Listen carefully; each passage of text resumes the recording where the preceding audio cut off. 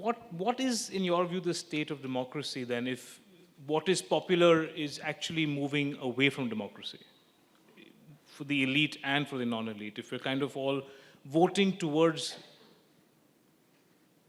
sort of a way of life which is not as democratic as it was in the 50s and the 60s.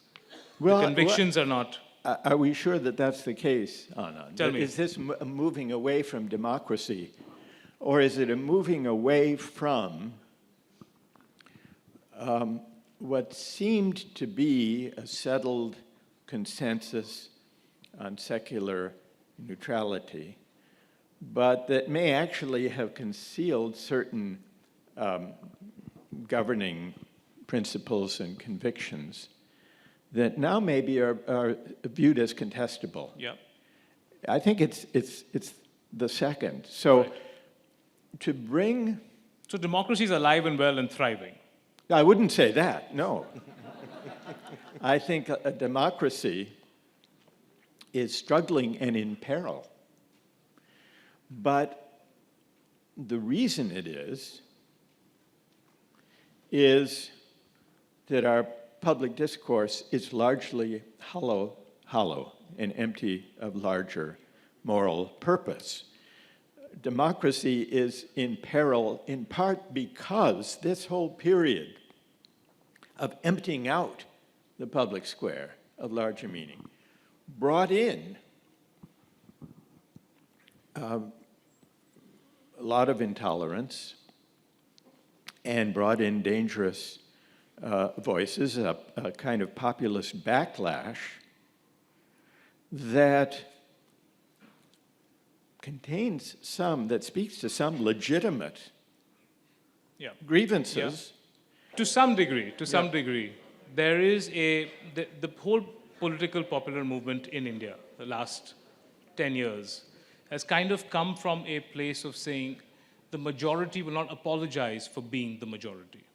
And it's obviously a very religious... You mean the Hindu majority? The Hindu majority, not apologize for being a majority. The Hindu majority was never a consolidated vote. That's what's happened now. The Hindu majority has become a consolidated vote.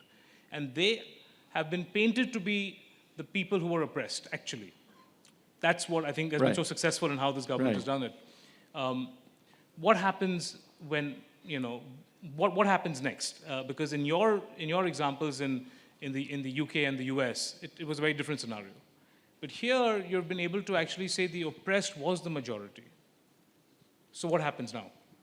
I don't know, but my hunch would be it depends, and it depends on whether the opposition parties can find the leadership, but more importantly,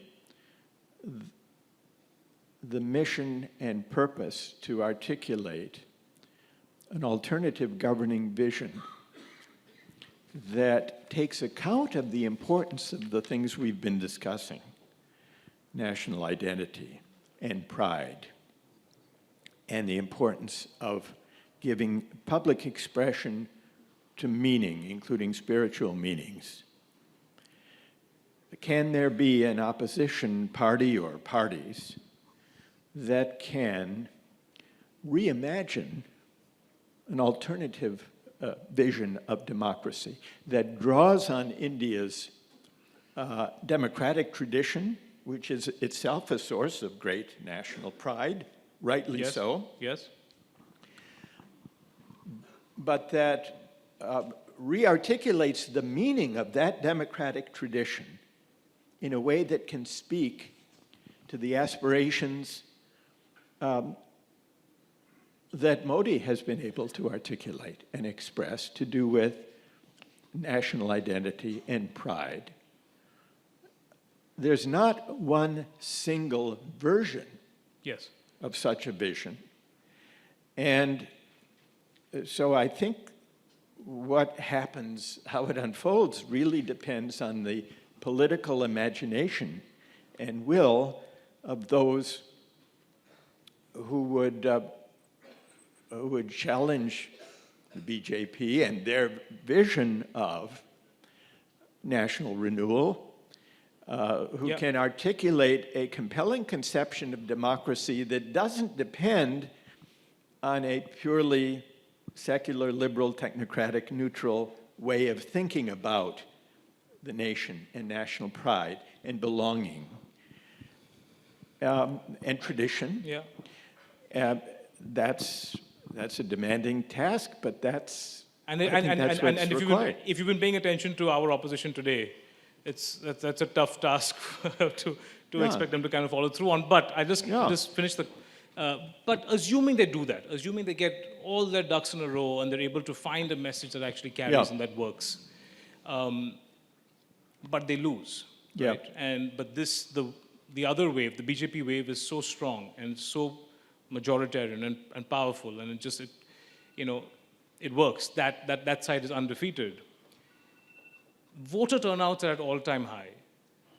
In a sense, we sort of people are voting, people are paying attention. People who never thought, people are talking politics in a way that I don't think has happened in a long time in India. So in a sense, political conversation is vibrant, right? What if the right wing does all the things that the left wing is afraid that they'll do, and they do it with the support of a large majority sort of voter base? Suppose, and I'm just saying, I don't see this happening, but hypothetically speaking, they say that we're going to remove the word secular from the Constitution because it was inserted in the 70s, it doesn't have to be there.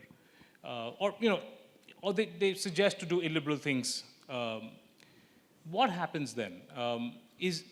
Would you say that democracy is in peril because they're able to do all of this? Or would you say democracy is fine because it's a majority that's voted for this?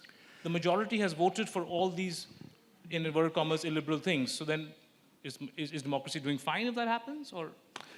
No, because democracy is not the same as majoritarianism. Democracy is not only about voting or about majorities. Democracy, at its best, describes a public culture of deliberation and ongoing argument and contestation. And so for democracy to flourish, it's necessary that there be sites and occasions for genuine citizen deliberation about these kinds of questions. And we need to do better in higher education at equipping young people with the skills, but also with the philosophical background and engagement to argue together, to reflect critically on their moral and political convictions, to figure out what they believe and why. Because unless young people have that experience, they're not going to be very effective at engaging in discussion and debate with those who may disagree. And so democracy as the art of deliberation, of persuading and being persuaded, of listening, this is what democracy requires. This is why democracy is more than majoritarianism. Yeah.